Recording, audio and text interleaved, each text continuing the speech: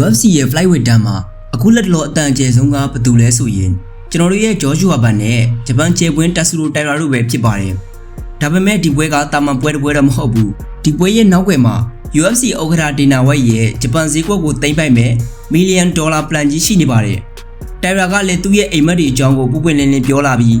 အဲ့ဒီအိမ်မက်တွေထဲမှာ Joshua ဘန်ကအဓိကအတားဆီးဖြစ်နေမလား။ဒါမှမဟုတ်လေကားတစ်ဖြစ်သွားမလား။တိုင်ရာရဲ့ပြောလိုက်တဲ့စကားတွေထဲမှာဘလို့လျှို့ဝှက်ချက်တွေပါနေလဲဆိုတ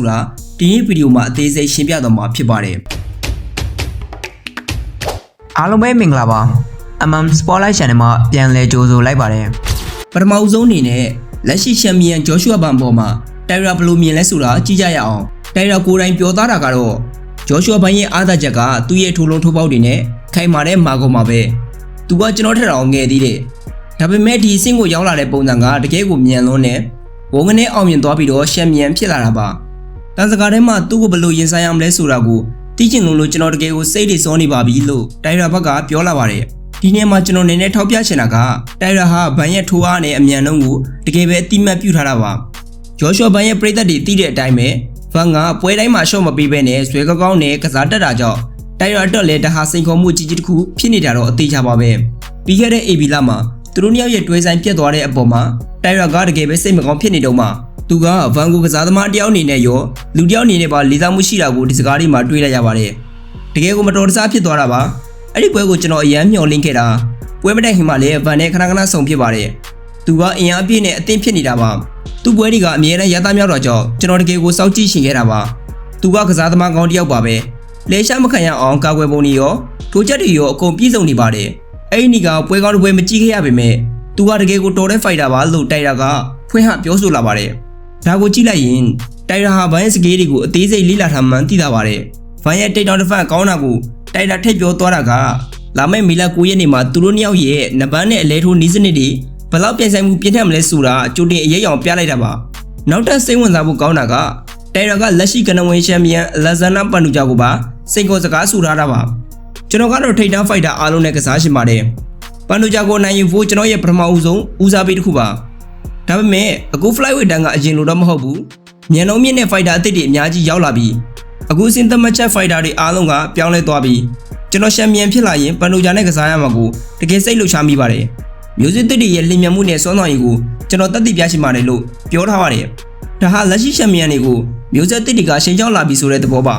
ဂျော်ဂျိုဘန်ယိုတက်ဆူရိုတိုင်ရာရောသူတို့နှစ်ယောက်စလုံးကဒီ weight တန်းရဲ့အနာဂတ်တွေဖြစ်နေတာကြောင့်သူတို့နှစ်ယောက်တည်းကအနိုင်ရတဲ့သူက